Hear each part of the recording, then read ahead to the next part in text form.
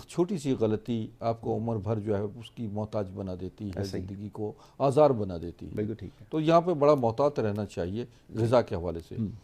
ہمارے ملک میں فی الوقت تو دنیا بھر میں تو بہت اچھے معاملات چل رہے ہیں، کچھ معاملات میں وہاں وہ بھی مجبور ہیں، لیکن ہمارے ملک میں سب سے بڑی چیز ہے کہ جو ہماری فیڈز ہیں، کھانے پینے کی چیزیں ہیں، اس میں ملاوٹ کا عنصر بہت زیادہ شامل ہے. سب سے زیادہ مرغی اس کو فیڈ جو دی جاتی ہے وہ 3-4 ہفتوں میں ایسی جوان ہو جاتی ہے کہ جیسے سمجھے نا، اس کو انجیکشن دیے جاتے ہیں، فیڈ دی جاتی ہے جو کہ بہت ناقص اور انسانی، اگر وہ خود لوگ دیکھ لیں اس کو فیڈ کو تو کبھی مرغی نہ کھائیں، کبھی نہ کھائیں. بالکل آپ نے صحیح کہا. تو اس میں ٹاکسنز ہوتے ہیں، اسٹیرائڈز دیے جاتے ہیں، جو ہم پکاتے ہیں وہ اسٹیرائڈز ہماری باڈی میں جاتے ہیں اور وہ ہمیں cancer, hepatitis, sugar, blood pressure اور دیگر بہت سارے مسائل میں مبتلا کر دیتی ہے. ہم پیسہ خرچ کر کے بیماریاں لے کر آتے ہیں.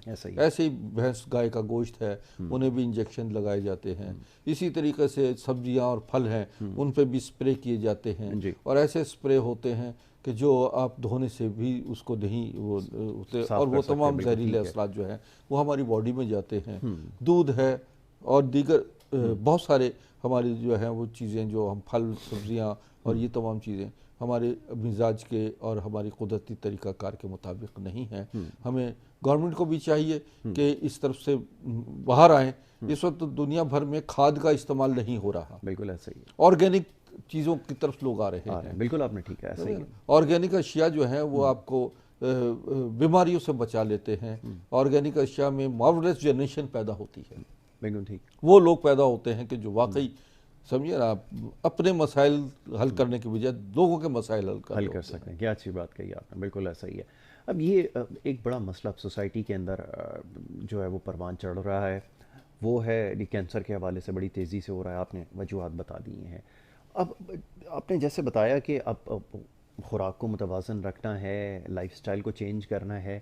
اب مریض جب آپ کے پاس یقیناً آتے ہوں گے تو ان تمام چیزوں کو سیکریفائی کرنے کے لیے تیار نہیں ہے، اور اس کے بعد کہتے ہیں ادویات سے سارا کام ہو جائے. کیا یہ ممکن ہو سکتا ہے کہ اپنا لائف سٹائل بھی تبدیل نہ کریں، یہ ساری جو ملاوٹ جو خوراکیں یہ بھی چلتی رہیں اور پھر ٹھیک بھی ہو جائیں؟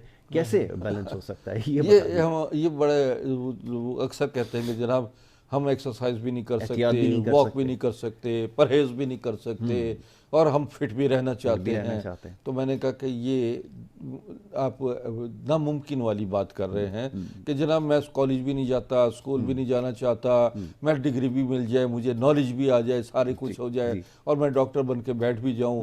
It's impossible. آپ کو اس تمام چیزوں کے لیے جدوجہد اور محنت کرنا ہوتی ہے. آپ کو آدھا کام ڈاکٹر کرتا ہے، اپنی ڈاکٹر حکیم ادویات دیتا ہے، آپ کو اس کی پرہیز سمجھا دیتا ہے، آپ کو بتا دیتا ہے کہ جی آپ نے اپنے ٹائمنگ پہ استعمال کرنی دوائیاں، آپ کو ایکسرسائز کرنی ہے، واک کرنی ہے، آپ کو فلاں چیزیں جو ہے نہیں کھانی اور فلاں چیزیں آپ کو استعمال مستقل کرنی ہے. لیکن ناظرین بات یہ ہے کہ اگر آپ ان چیزوں کو سمجھ لیں کہ جو ڈاکٹر آپ کو بتا رہا ہے، جو معالج آپ کو بتا رہا ہے، وہ آپ کا بہترین ساتھی ہے، وہ آپ کی صحت اور بقا کے لیے کام کر رہا ہے. آدھا علاج آپ نے خود کرنا ہے، پرہیز، وقت پہ دوائیاں، ایکسرسائز، اور اپنے یعنی وقت پہ سوئیں، وقت پہ اٹھیں، نماز پڑھیں، اپنے آپ کو آپ اس میں لائیے جو کہ قدرتی طریقہ کار ہے. ہمیں اپنی سیرت کو دیکھنا ہے نبی کی، بالکل، اور ان کی سیرت کو فالو کرنا ہے. دیکھیے اس وقت جو ہے دنیا کا سب سے بڑا نظام جو ہے وہ اسلام ہے، بے شک. اور اس میں جو بتائی گئی ہیں چیزیں، اس میں جو آپ کو سمجھائے گئے ہیں معاملات، اس کو آپ دیکھیے. انشاءاللہ تعالی آپ 100% فٹ بھی رہیں گے، دنیا اور آخرت میں کامیاب بھی رہیں گے، اور آپ کی زندگی اتنی خوبصورت ہوگی کہ آپ کہیں گے دنیا میں یہ ہمیں جنت مل گئی اور آخرت میں. کیا کہنا ہے، بہت اچھی بات ہے. تو یہ توازن آپ نے قائم رکھنا ہے، اس کے اوپر بار بار زور دیا جاتا ہے، چاہے کوئی بھی طریقہ علاج ہو، کوئی بھی یہاں پر ہمارے ساتھ ڈاکٹر موجود ہو، کسی بھی طب کے شعبے سے تعلق رکھتا ہو، یہی بات بار بار دہرائی جاتی ہے کہ ایک توازن رکھنا ہے، لائف سٹائل کو چینج کرنے کی ضرورت ہے، اور اس کے بعد ہی یہ ساری چیزیں جو آپ کو بتائی جا رہی ہیں یہ کام کریں گے. اچھا، اب ڈاکٹر صاحب ریسرچ آپ کی ماشاءاللہ بہت رہی ہے، مختلف امراض کے حوالے سے دوائیاں آپ نے میڈیسن سامنے رکھی ہوئی ہیں، اس میں بہت ساری میڈیسنس تو ماشاءاللہ کافی انہوں نے مشہور بھی ہیں، لوگ بڑا اس کو تواتر سے استعمال بھی کر رہے ہیں، اور ہم دیکھتے بھی رہتے ہیں. اس کے بارے میں بتائیے کیسے میڈیسن. میں تھوڑا سا کینسر کو ایک اور چیز جو آ گئی ہے, ایک تو یہ کینسر کی میں نے بتائی کہ یہ وجوہات ہیں, پھر دوسرا کینسر کی وجوہات گٹکا. بتائیے. گٹکا ہے, پان, سگریٹ, تمباکو کا بہت زیادہ استعمال, بالکل بے دریغ استعمال. اور میں دیکھتا ہوں کہ چھوٹے چھوٹے بچے جو ہیں وہ بھی اب اس میں انوالو ہو رہے ہیں. بالکل. اور لوگ تو خیر بہت سارے یہ کرونا کی وجہ سے بہت سارے مسائل سے بچ بھی گئے اور بہت سارے مسائل میں مبتلا بھی ہو گئے. بالکل ایسا ہی ہے. اچھا, اب ریڈیشن کیا چیز ہے؟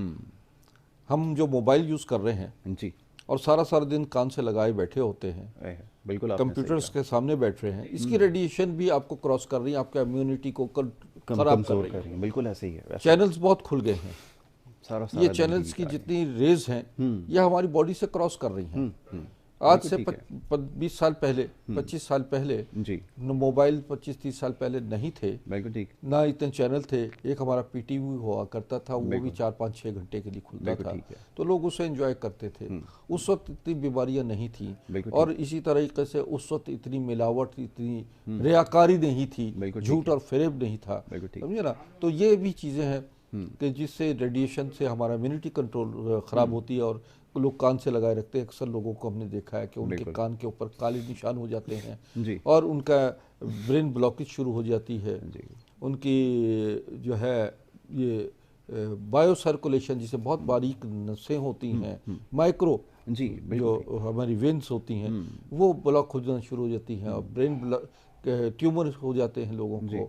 یا آپ کو اکثر لوگوں کے ہم نے دیکھا ہے کہ یہاں پر رائٹ سائڈ یا لیفٹ سائڈ پر ایک ٹیومر نکل آتا ہے جو بعد میں کینسر کی صورت بن جاتا ہے. یہ مستقل موبائل استعمال کرنے سے یہ پیدا ہوتی ہے. اور یہ تو لیٹسٹ چیزیں ہیں جو میں آپ کو سمجھا رہا ہوں کہ یہ چیزیں بھی کینسر کا باعث بن رہی ہیں. آپ کی بہت سارے لوگ ہیں کہتے ہیں جی ہم نے کبھی شراب نہیں پی, ہم نے کبھی سگریٹ نہیں پیا, ہم نے کبھی تمباکو یا گٹکا یا پان نہیں کھایا, اس کے باوجود انہیں کینسر کیسے ہو گیا؟ تو میں نے کہا کہ اس کی وجوہات یہ بھی ہیں, یہ بھی ہو سکتے ہیں. بالکل آپ نے ٹھیک. اب آتے ہیں ہم اپنی ادویات کی طرف ہیں.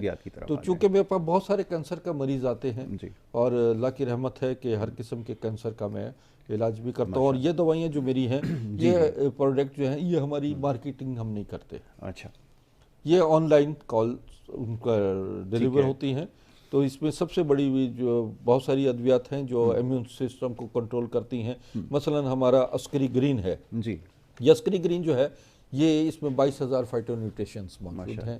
اس میں یہ دنیا کی بہترین فوڈ سپلیمنٹ کہیے, کسی قسم کی اس کا نقصانات نہیں ہے, کوئی ہارمفل نہیں ہے, اور یہ باڈی سے تمام سائیڈ افیکٹ بھی ختم کرتی ہیں.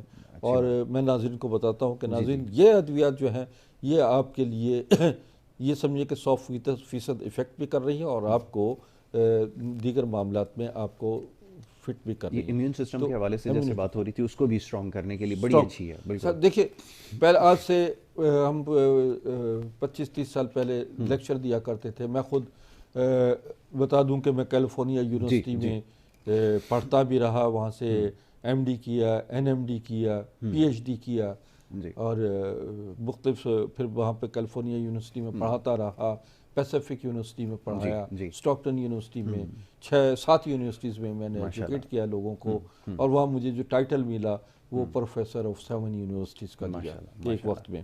تو یہ میری جدوجہد جو ہے کاوشیں ہیں جو میں یہ اس کے اوپر مزید گفتگو کرتے ہیں. ایک چھوٹی سی بریک کے لیے کہا جا رہا ہے, ایک بریک لے لیتے ہیں. بریک کے بعد جب واپس آئیں گے مزید کچھ